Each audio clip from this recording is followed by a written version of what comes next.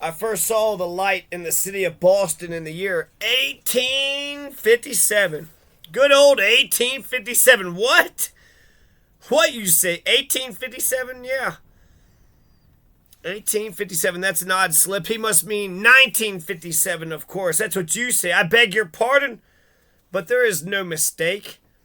It was about 4 in the afternoon of December the 26th, one day after Christmas, in the year 1857, not 1957, 1857, 4 years before the Civil War, the great Second American Revolution, that I first breathed the east wind of Boston, which I assure the reader was at that remote period marked by the same penetrating quality characterizing it in the present year of grace 2000. These statements seem so absurd on their face, especially when I add that I'm a young man apparently of about 30 years of age, that no person can be blamed for refusing to read another word of what promises to be a mere imposition upon his credulity.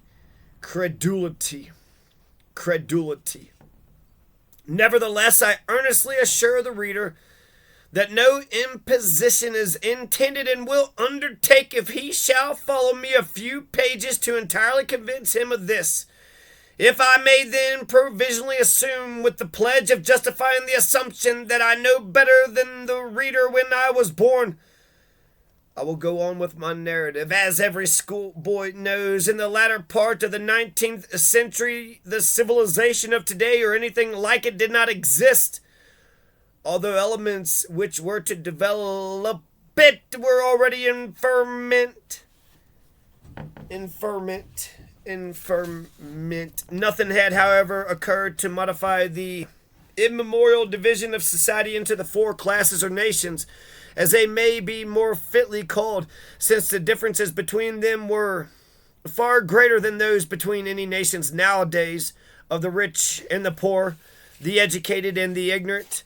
I myself was rich and also educated, and possessed, therefore, all the elements of happiness enjoyed by the most fortunate in that age, living in luxury, and occupied only with the pursuit of pleasures and refinements of life. I derived the means of my support from the labor of others, rendering no sort of service in return. My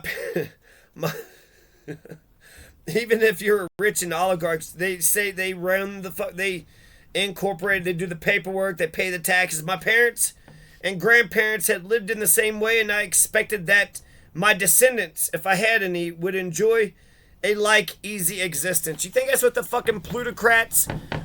I guess once you make it, then you could just pass on an easy life to your...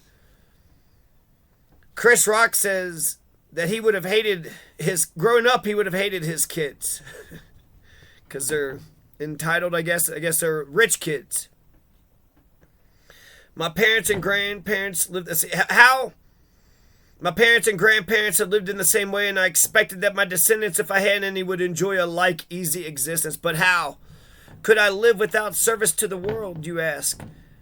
How could I live without service to the world, you ask? Why should the world have supported in utter idleness one who was able to render service? The answer is that my great-grandfather had accumulated a sum of money on which his descendants had ever since lived.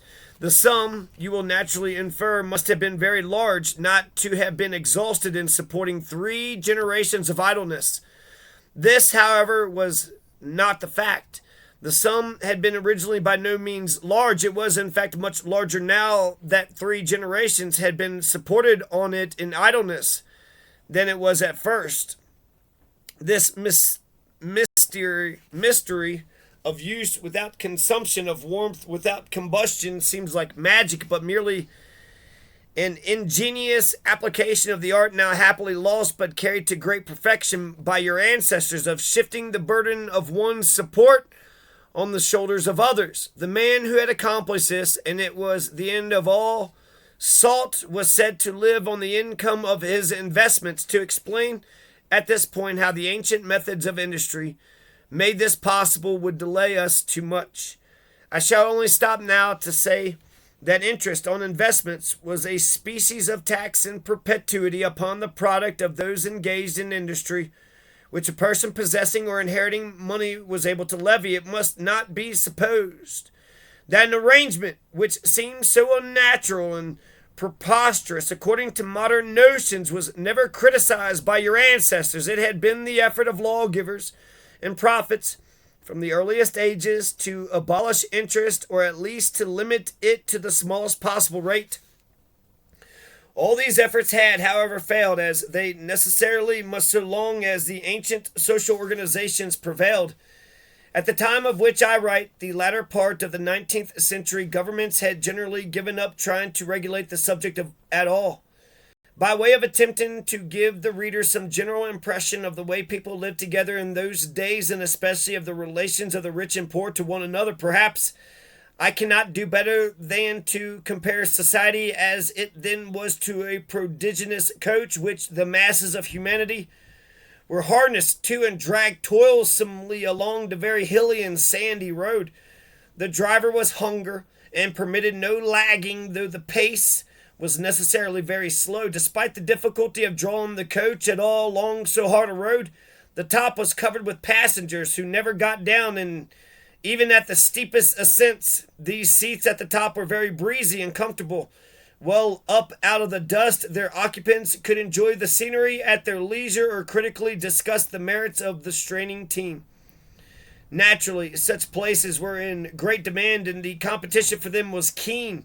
Everyone seeking as the first end in life to secure a seat on the coach for himself and to leave it to his child after him. By the rule of the coach, a man could leave his seat to whom he wished.